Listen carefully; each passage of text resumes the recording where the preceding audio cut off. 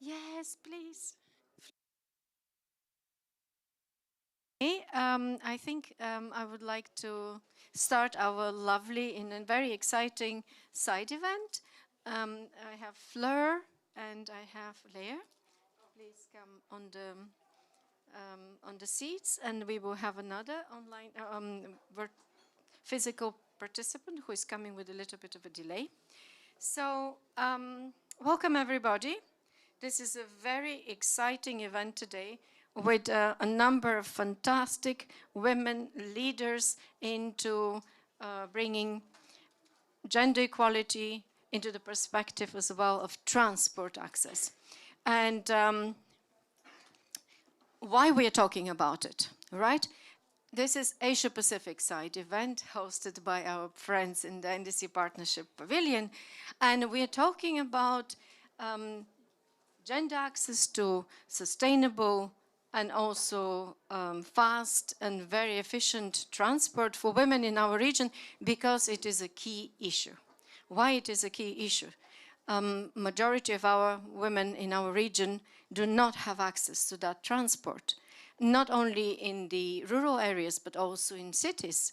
And why it is a big situation and why it is important for them to enhance their access to that transport is because, first of all, in the rural areas, with the climate change, resources become more scarce, and women have to go longer distances to collect water, firewood, natural resources, agricultural produce, and they do it walking. And they are exposed to various types of hazards and harassment, and that is not safe for them. At the same time, women in the city and in the rural areas are also responsible for the care work, right? Which is the unpaid work of all the women, taking care of the families and also of the elderly, cooking, etc. And for them, it is very important to have fast and efficient transport. And we know that men have better access to that type of transport. We also know that the men have majority of the jobs which are in the transport sector, right? We see very few women driving taxis, and very few of them are driving electric and very comfortable taxis, right? Most probably in China that is very popular. With this, setting the scene from us as ESCAP, I have not presented myself, apologies. My name is Aneta Nikolova. I'm Environment Affairs Officer from Environment Development Division of ESCAP. And I am kind of moderating this event on behalf of my colleague, Wei Xuan Eng, who is from the Transport Division of ESCAP, and that is the leading division on e-mobility in our region. And Wei Xuan, behind the scene, has put this wonderful panel of fantastic women leaders that are going to enlighten us today. So now I would like to know if we have Magdalena Olsza-Crancitelli online already. She is one of the two fantastic leader women in our region that we are going to set up the scene. She has over 20 years of experience in international relations policy making, and she's from the Paris-based International Transport Forum, ITF, at the OECD. Please, Magda, you have 4 minutes max. Sorry about that. Yeah, thank you very much, setting the scene. Thank you very much, Aneta, and good morning from the International Transport Forum. The ITF is an intergovernmental organization with 66 member countries, and we are the only body that covers all transport modes. So it's a great pleasure and honor for us, for the ITF, to be a part of this discussion that is organized jointly with our organization partners that take such a strong leadership on gender equality and climate action.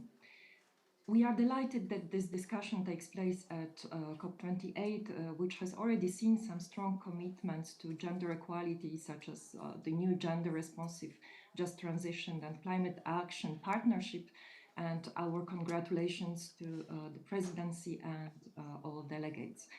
So these initiatives and these discussions as today are crucial because climate change strengthens social and economic and gender inequalities. And earlier last week, we heard that estimates from the UN Women that by 2050, climate change could affect up to 158 million more women and girls globally compared to 16 million men and boys. So climate change isn't gender neutral, neither is transport. Transport infrastructure and services often overlook women's travel patterns, as Aneta just mentioned. And also on the gender participation in the workforce, we have only 18 female participation globally. So our research shows that to build a sustainable transport system, we must understand and we must address its gender dimensions. Often, and this is unfortunate, gender equality and sustainable transport targets are treated as separate issues to be addressed with different approaches, with different policy tools. Yet our report, jointly prepared with the FIA Foundation of this topic, shows that policies that address both gender equality and transport decarbonization goals can help the transport sector reach its net zero carbon targets. But for this to happen, we need greater cooperation, we need knowledge exchange, better data, investment in data, investment in gender analysis, training, and financial support. The earlier governments and companies take these actions, the quicker they will meet climate action and climate targets in transport. So we see that a collective effort is needed to accelerate climate action in transport, and ITF will continue to help facilitate and support this multi-stakeholders exchange on how we can adopt solutions that reflect the complexity and interconnectedness of social and environmental issues in transport, and with the aim to empower women and to ensure a just and inclusive climate actions. So in this spirit, I would like to mention that the outcomes of today's discussions will fit into the upcoming ITF annual consultation on gender and transport, which we will hold on 30th January in Paris and hybrid, and we warmly invite you to this meeting. We very much look forward to continued engagement with all our stakeholders on advancing gender equality and transport action. Thank you very much, and over to you, Aneta. Thank you. Thank you very much, Magda, and thank you for mentioning the call for gender equality and social and environmental integration. We also reflected that in our recent publication from the social division on gender and climate change, where transport also featured.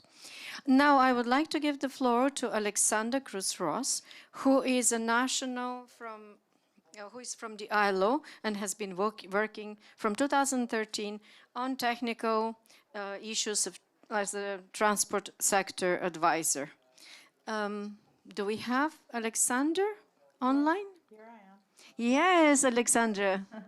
The floor is yours, setting the scene 4 minutes. Of course. Good morning, everyone, and greetings from Geneva. Many thanks for the organization of this panel. So the transition to net zero and decarbonization efforts will not be sustainable if they create or exacerbate social inequality. And the ILO is the UN agency that oversees the world of work. And with a tripartite membership with workers, employers, and governments, the ILO mandate includes to mainstream social justice and a decent work approach that can facilitate a green or just transition at the global level. And since 2015, the ILO adopted the Just Transition Guidelines, therefore defining how the social benefits of transition, and in particular benefits for workers and enterprises, can be mainstreamed in carbon zero targets. Many policymakers only focus on employment numbers, but job creation in itself does not guarantee just outcomes. And what we need to pay attention is that these jobs creating during the transition of the sector have job security and access to adequate education and skills to be responsive to these decarbonization efforts. Now, the discussions here today will provide examples of how to better incorporate women also into the just transition efforts and policies of the sector. And what should be perhaps avoided is worker backlash against the transport decarbonization, because a little bit of what happened with the automation narrative, if it is not perceived to be just and, for example, of service to accelerating gender equality for its workers, it will only exacerbate further recruitment and retention issues that the sector right now has. So social justice and the decent work agenda can help in facilitating women buy-in and societal buy-in to this process through a range of policy tools that exist to address just transition concerns. And here come the ILO conventions, for example, particular to women on equal remuneration, violence and harassment, maternity protection, workers with families responsibilities. I'm not going to mention them here. Also, the share women's time dedicated to unpaid care work, as it was mentioned by Aneta at the opening, is disproportionate, and it needs to tackle that. Specific industrial policies and programs that support the greening of the sector should ensure that women participate adequately, for example, in the production of alternative fuels and its supply chains, but more importantly, in formalization processes, because for women transport workers, because women find themselves more in informal jobs in the transport sector. Tools such as the ILO recommendation 202 and 204, which provide guidance on the transition from informal to the formal economy and in providing social protection floors, are crucial, in particular for women. Also, the ILO has many recommendations and policy recommendations on transport at the sectoral level by mode, by air or land transport. But why do I want to focus on the transition from informality to formality? Because women workers in the transport sector already find themselves disproportionately represented in informal jobs with no access to social security. And I insist on this point because actually targeted climate action programs in the transport sector have to address the proportion of enterprises that are informal and have the potential to promote gender equality.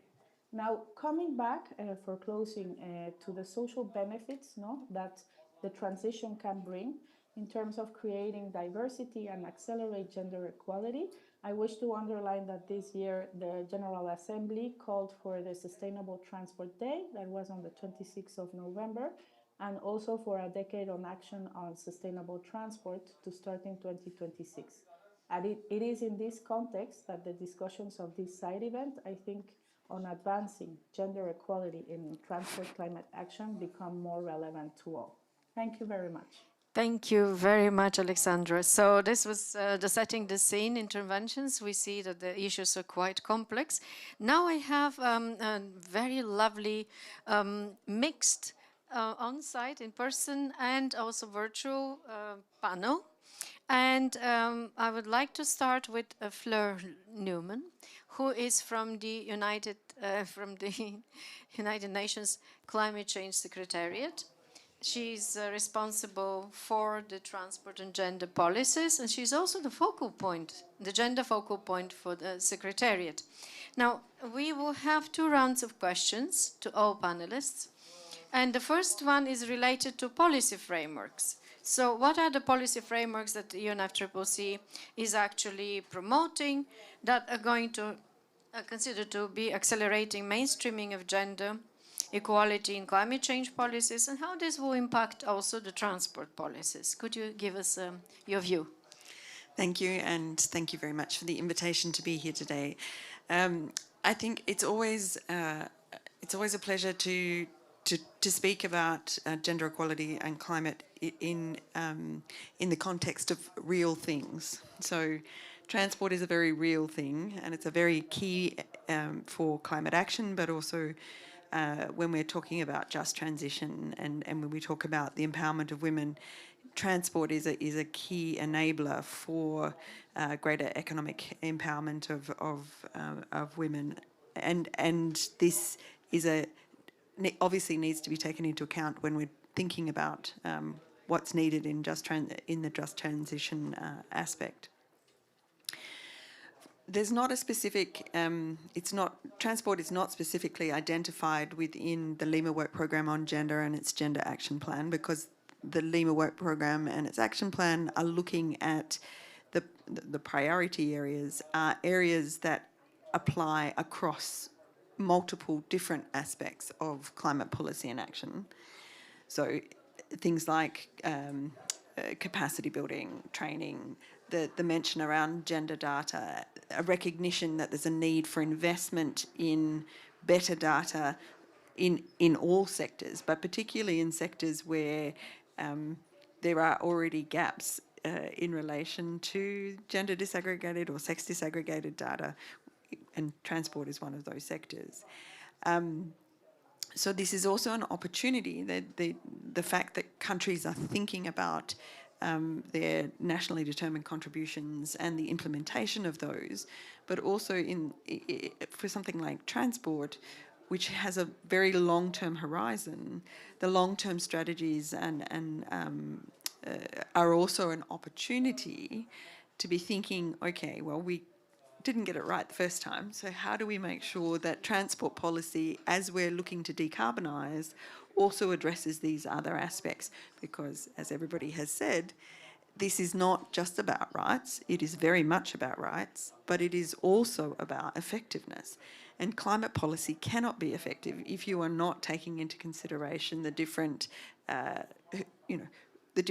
in this case, patterns of transport, or the need to enhance transport to enable more women to work in the formal sector, or to bring more work into the formal sector, or to support the work that is in the informal sector.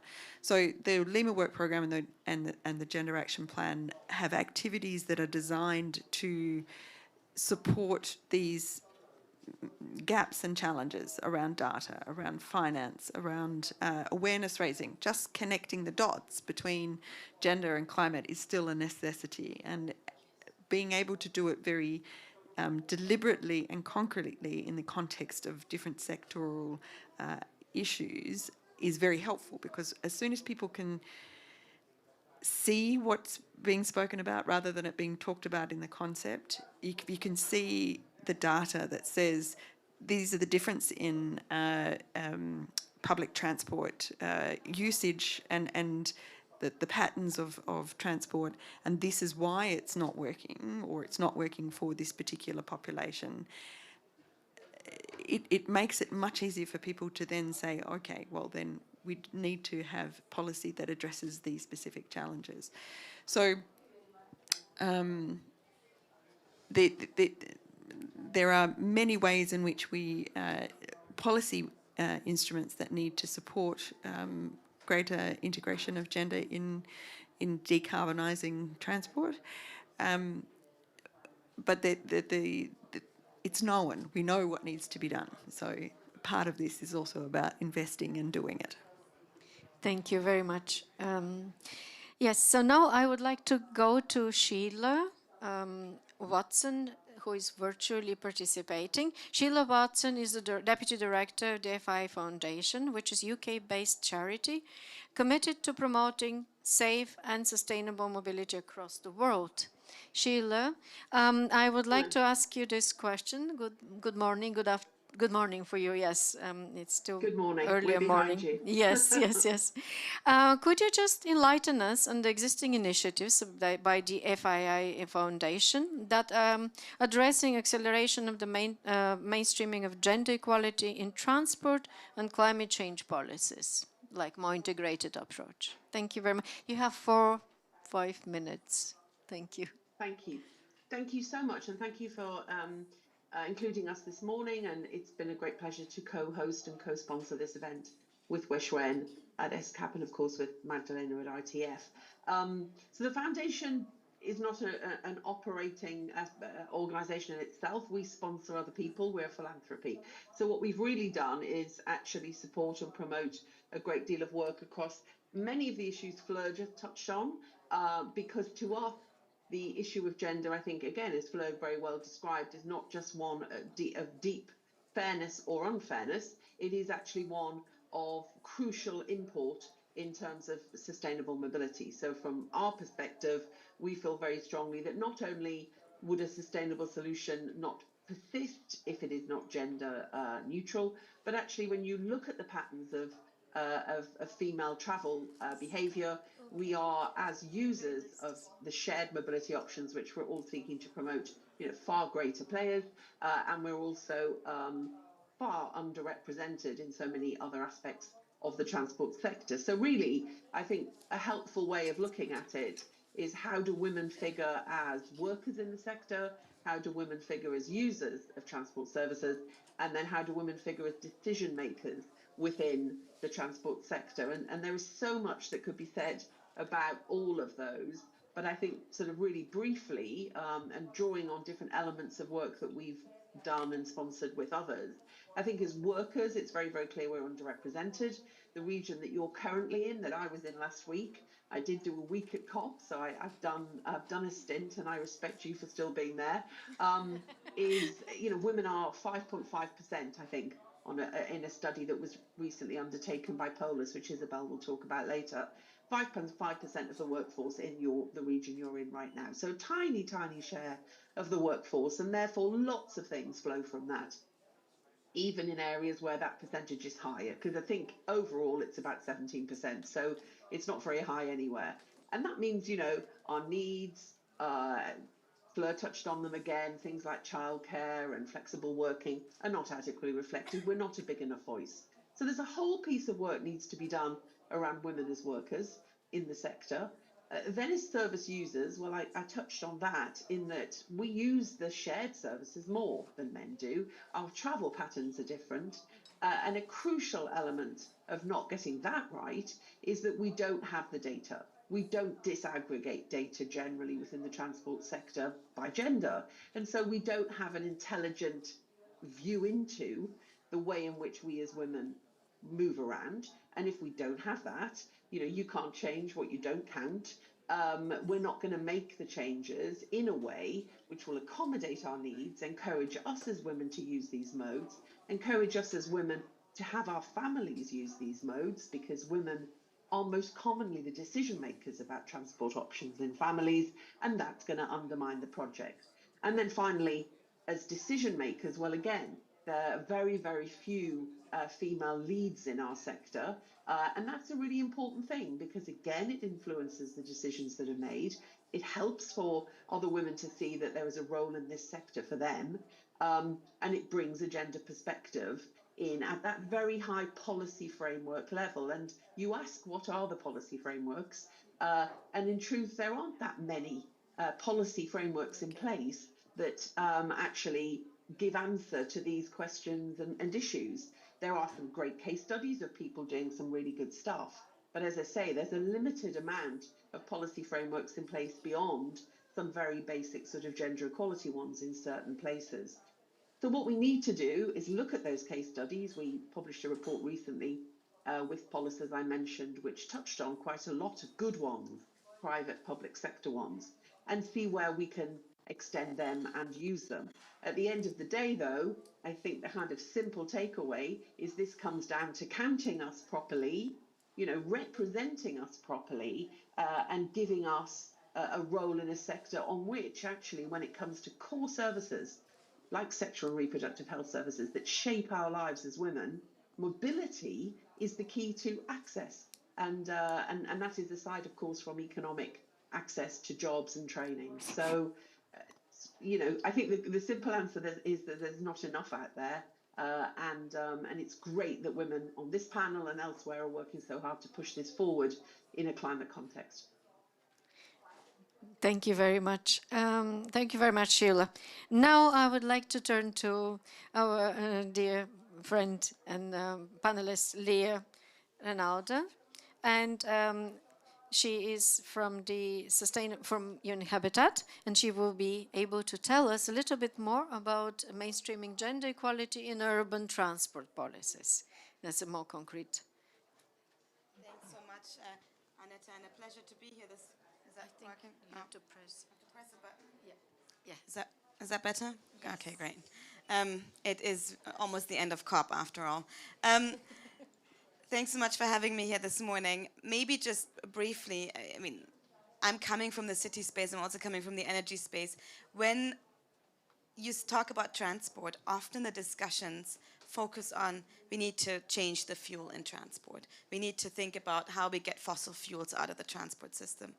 There is increasingly, and there's a lot of partners working on this, also a discussion, okay, well, it's not actually about changing to electric vehicles only, because let's be honest, in our cities, if everybody's going to drive an electric vehicle, we will still have congested cities. It's not going to change how our cities will be congested or not. So there needs to be that policy shift also to enabling and thinking more about mobility and that we need to get from A to B and not that we need to take a car from A to B. So the importance of public transport, the importance of walking and biking infrastructure to make all of that happen. And then, of course, if we think about there needs to be a policy shift to more public transport and more walking and biking, and that infrastructure we need to put in the gender lens, because I think, as many of you have already said, I mean, men and women do use transport differently, and our cities are actually built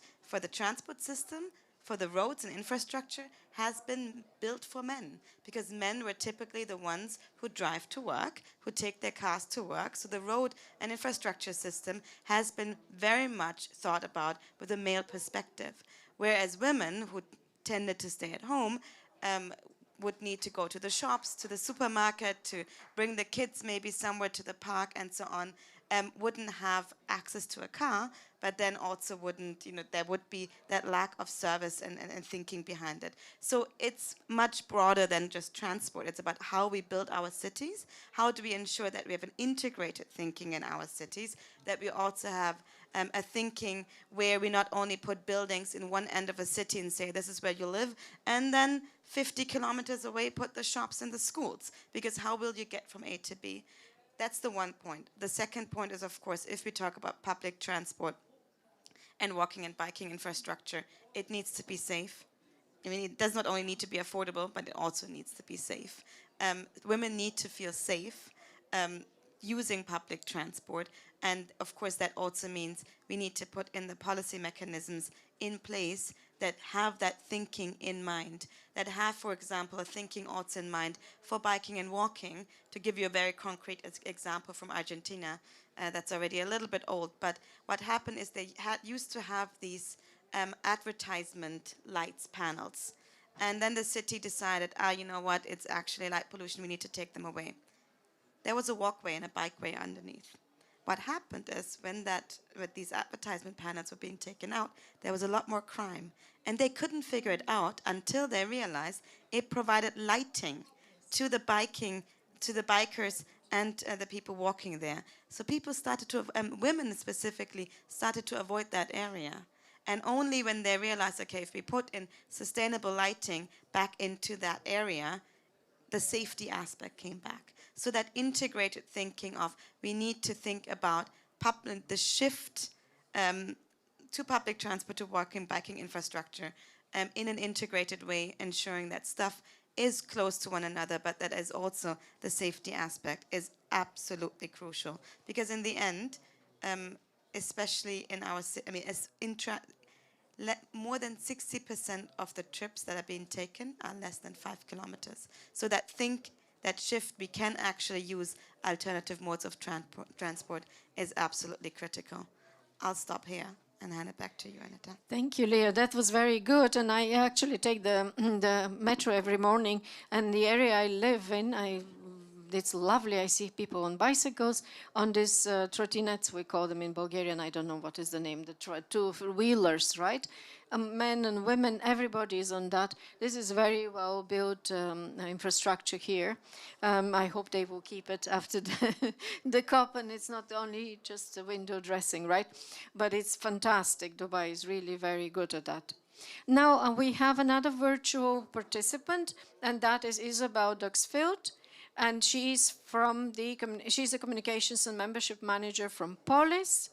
And I would like to ask her to tell us a little bit also more about her perspective on how to influence transport to be more gender equal in climate and climate change policies integrated. Isabelle is online, or?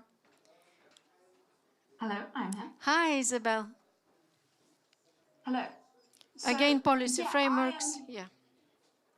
I'm here speaking largely from this perspective of gender equality in the transport sector, so women as transport workers.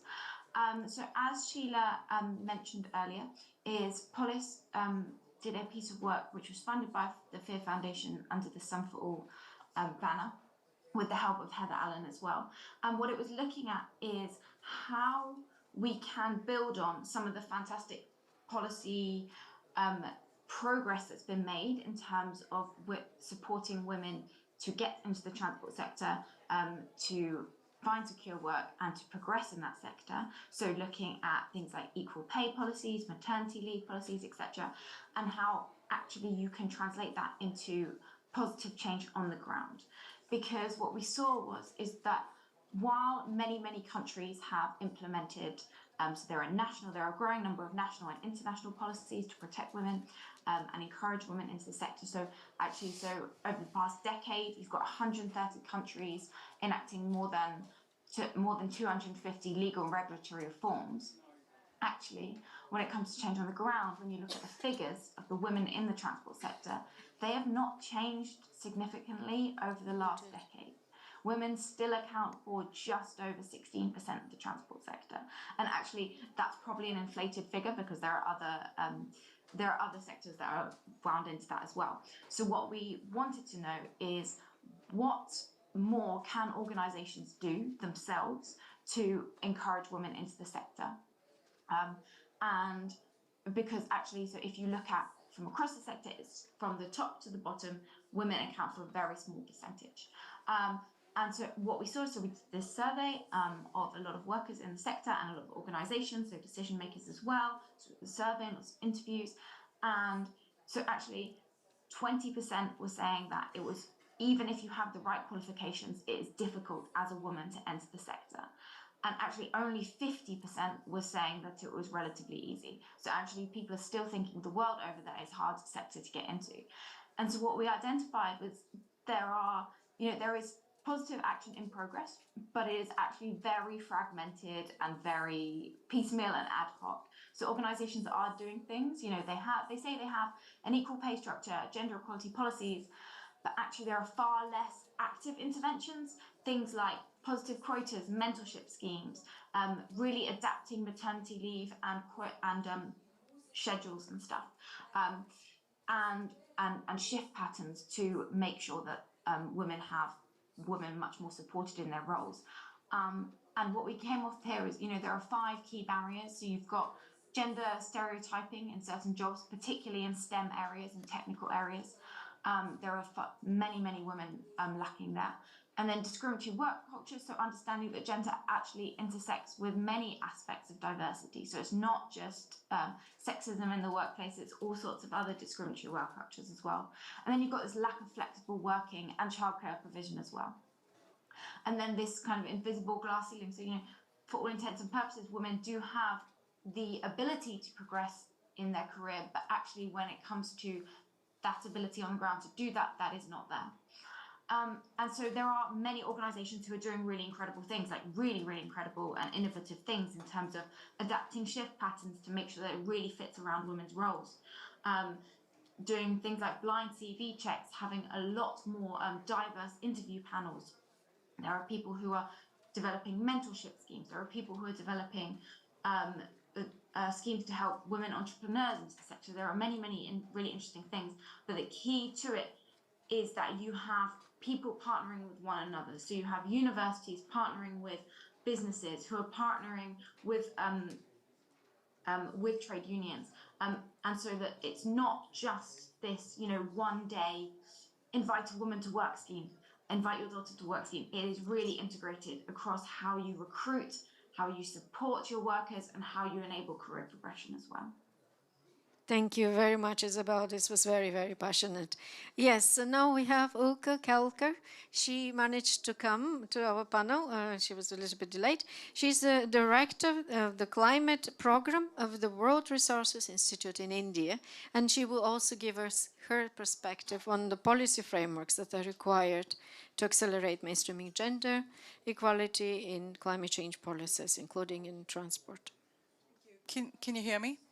So I come from India. Do you know which city I come from in India? Can you guess? Calcutta. Anyone else?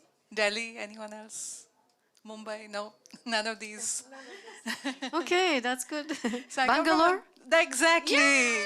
People in transport know Bangalore because Bangalore is famous for traffic jams. Yes. Yes. But I want to tell a positive story today. And you asked about policy frameworks. And we've heard about how women use public transport. So what's the simplest policy framework you could think of if you wanted to support more women to travel in public transport? What is it? What's the simplest thing you would do? You want more women to use public transport and get to all of these wonderful opportunities. You're the policy. Accessible, make it more accessible. How would you make it more accessible? What's the simplest thing you'd do? Make it free. Free, yes. Make it free. So a new state government came to power in June, and one of their election promises was, we'll make buses free for women. And people said, oh, you mean poorer women? No, even the chief minister's wife gets to travel for free. Right?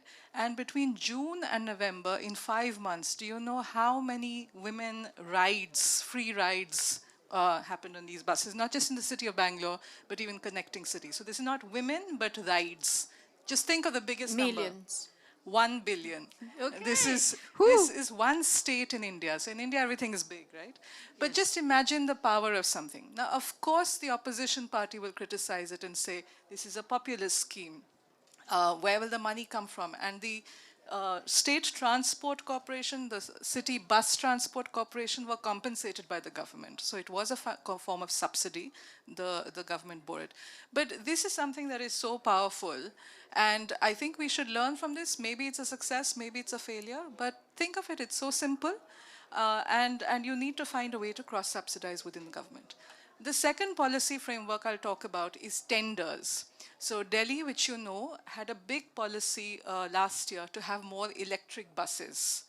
But they also hid one line there in the tender saying you must train a certain number of women to be the drivers of these electric buses. So it's a completely commercial tender, but you put in this one condition, and some enlightened policymaker thought of it. Again, it's so simple. And so as a result of that, you have a cleaner environmental action, but you also have a just transition aspect to it, right? You skill women. The third example I want to talk about is finance, loans particularly. And in the state of Uttar Pradesh, which is a huge state, it's in the north of the country, it's a relatively less advanced economy. There's a lot of rickshaws, three-wheelers that are used for transport. And a scheme was put out for electric rickshaws, electric three-wheelers. But concessional rates, sort of lower interest rates, were given to women's self-help groups who wanted to take these loans, run these e-rickshaws, operate them. And so here are three specific policy frameworks which are not rocket science, but which can specifically target women as users of transport in terms of their jobs and in terms of their businesses. So businesses that actually create jobs for others. So thank you very much. Thank you very much, Oka. This was very, very inspiring. Now we will go to the second round of questions, and because Leah has to go to another event, I would like to give her the floor first and give her the question first to answer. So according to you, what kind of resources are needed to make more gender equality sensitive transport policies, something along the lines of what Oka was saying? I think I'll actually build up directly on what you just said, and there's 2 points. I think the one thing people don't like to talk about because it doesn't really sound sexy, but it's procurement. And Yes. what Yeah. you can do with procurement is absolutely amazing. I mean, we can talk about, you know, for everything, making vegetarian options mandatory. If you put that in your procurement, you can, I mean, everything, energy, transport, everything. So for the gender perspective, to put in your procurement, well, if you want to work with us, you need to provide capacity building workshops. You need to see how you engage women in that process. It's incredibly powerful at the city level, at the national level, and even for companies. I mean, this procurement aspect, fantastic. And then the second point is, if we want to ensure that women are part of how we create these policies, they need to have a voice and they need to have a place at the table. So that means building participatory processes that allow women to be heard.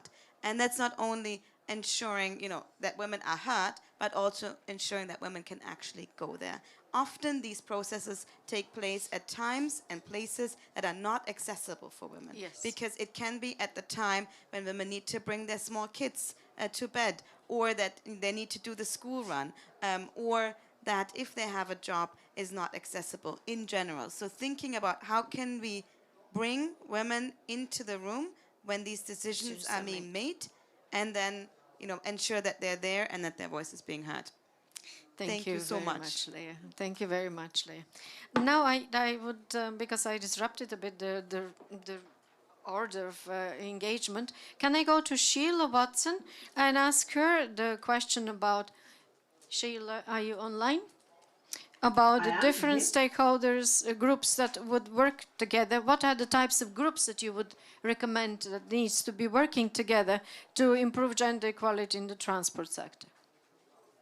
Well, I think, as I mentioned before, we do need, I think, to form alliances outside of our very limited sector in terms of its reach, because mobility interacts with so many other crucial aspects of our society.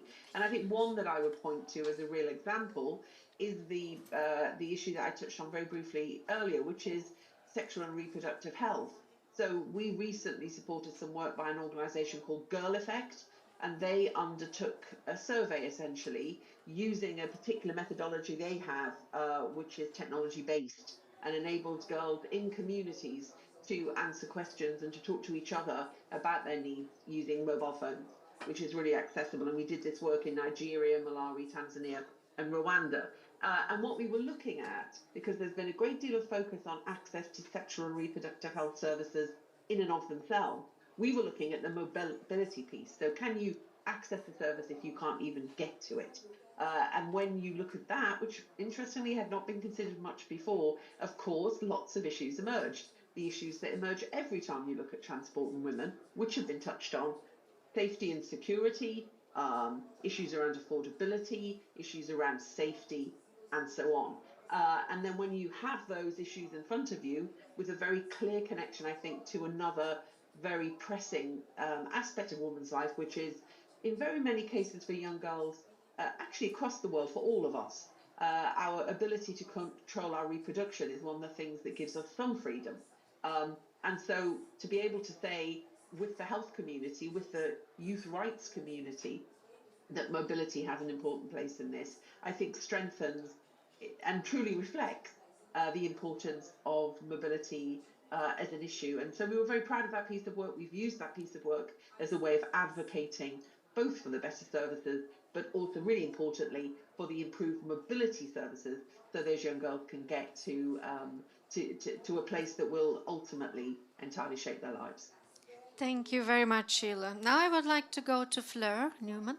And if you could also give us your perspective on what type of different stakeholders we need to put around the table when we're doing climate action, transport policies, equality, gender equality.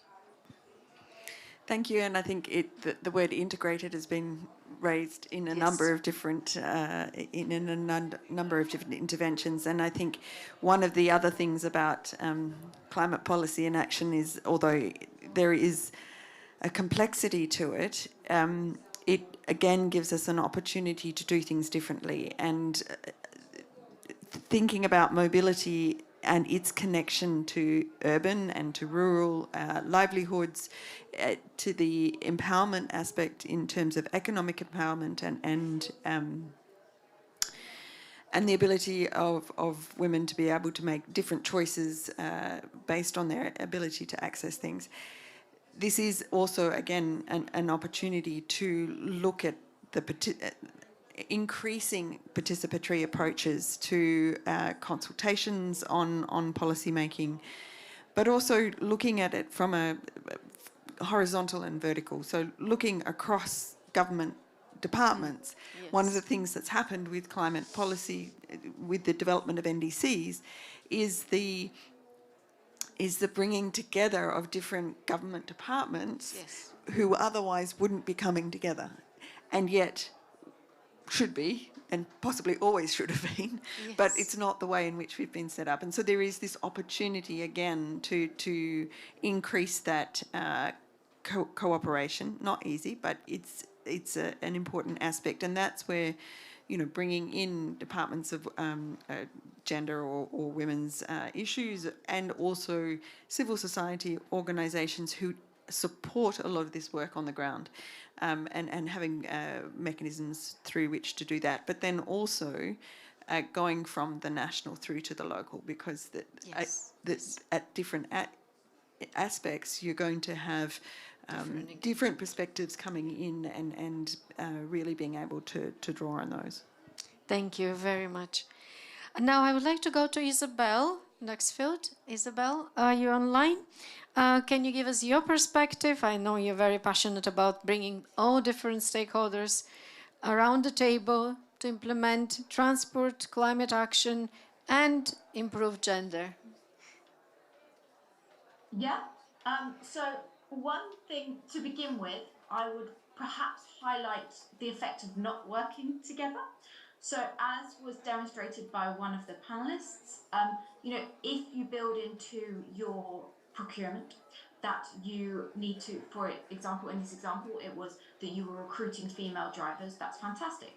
Except other people have tried to do that and it has failed, because yes, they build that into recruitment. They say we need, let's say, plug a figure, 20% women, and it fails because actually women don't have, in those situations, did not have access to the licenses that were needed to be able to become drivers. So it's fine saying, okay, yes, we'd like to recruit as many women, but if they can't access the cost and the legal ability to have a driving license, then it's not going to work.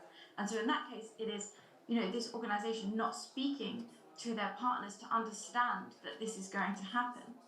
And so there are many, many organisations that are working with others to make sure that their outreach to women is effective. So you have universities working with transport providers in many different, to provide different mentorship schemes, etc. But some of the best things that we've seen in the research that the FIA Foundation funded for us is that organisations creating groups within their employees. So you have things like employee resource groups, so that they can understand exactly what the issue is. And often they have many different employee resource groups. So they might have one for women, they might have one for ethnic minorities, some even have parents resource groups, which is fantastic. And they work together to help the management understand what the barriers are to employment, to career progression, to retain them. In this case, particularly of women, and they help them. And what happens is these are only successful though when the upper tiers of management are really engaged in this. You know, you could create this research group and not listen to them and not have them connected to lots of the different HR activities that are going on. But if you know, you create these, you have a specific spokesperson. Often people also create a diversity officer or manager within this, and that they are connected to the upper tiers of management, and they are listening and they understand that these exist, and they're really willing to engage with them, and then also reflect on the existing career opportunities and adapt according to what they're told. Thank you very much, Isabelle. Now I would like to go to Oka Kelker again.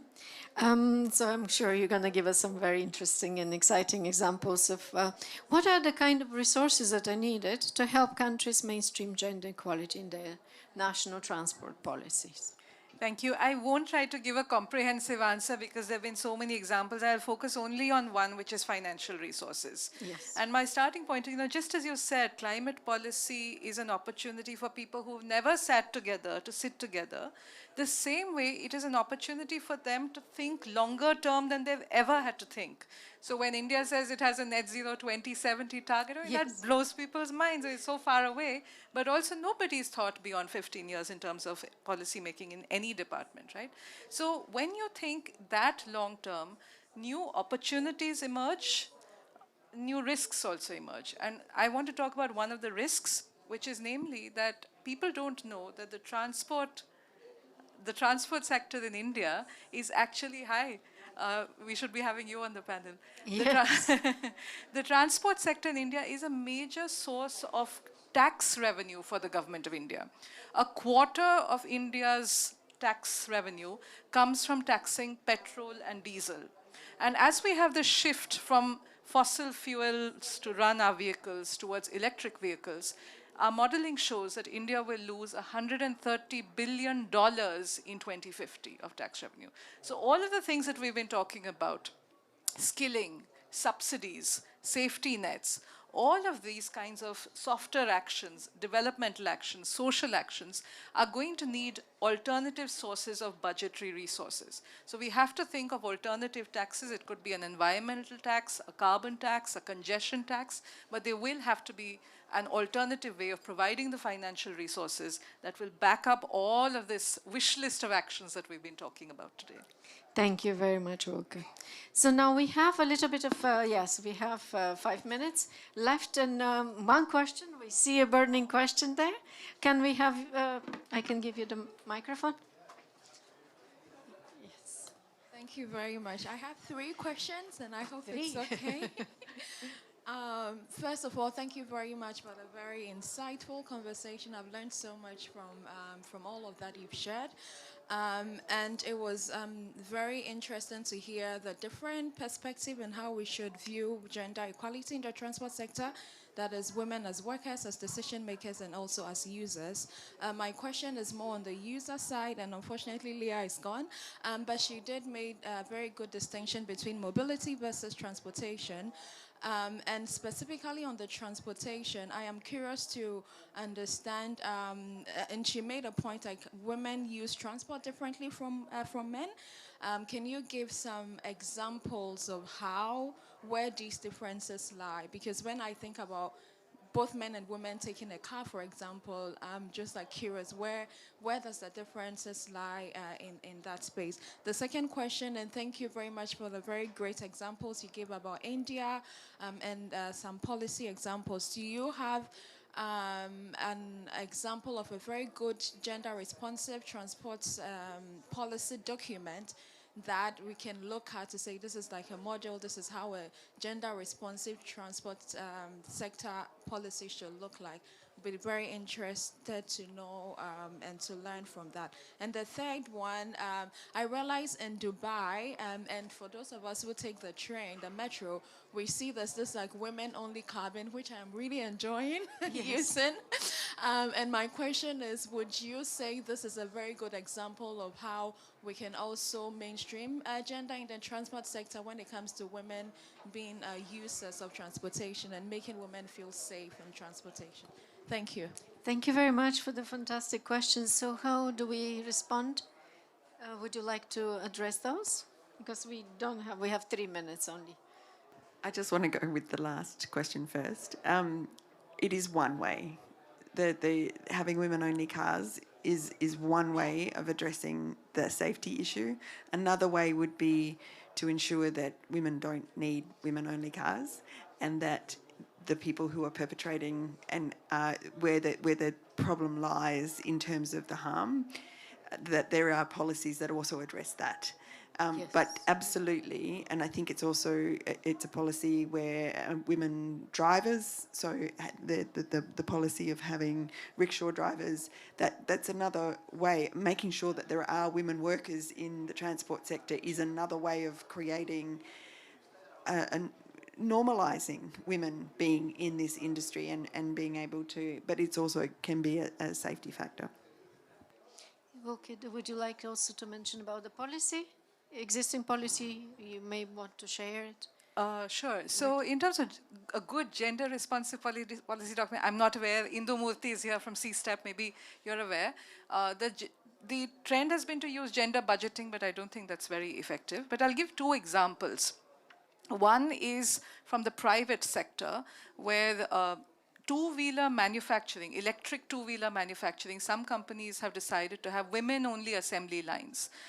This is not a sector which has been welcoming for women workers, so there are some companies that have decided to train women and have these floors, assembly lines, which will only employ women.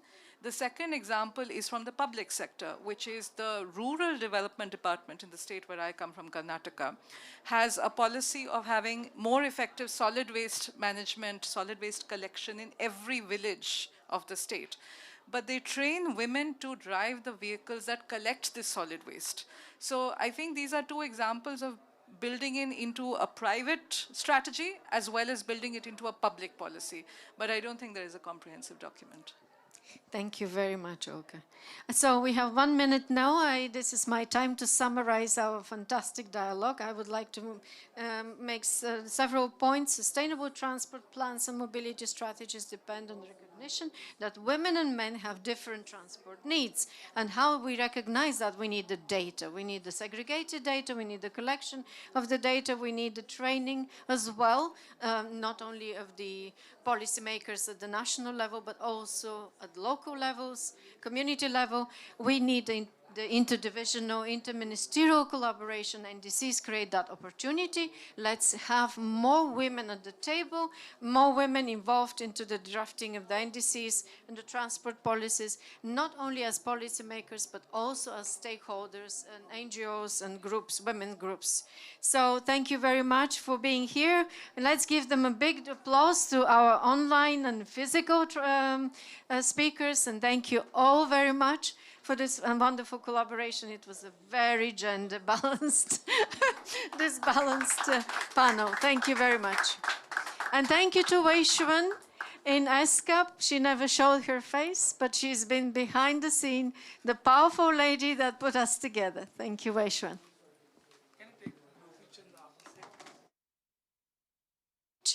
Can we have a picture, at least without Leah, but at least with the online participants? We sit still, we sit still. Okay. Maybe I should sit here so we don't have an empty chair.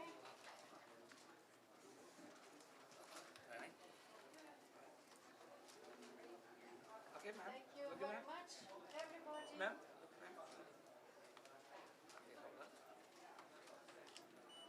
One more? You can see my colleague question? Yeah, yeah. Yes. Thank you. Thank you. Thank you very much. Thank you for everybody. Thank you very much. Thank you very much, Wei Xuan. Thank you, Sheila. Thanks, ladies. Bye. See you soon. Bye-bye. Thank you.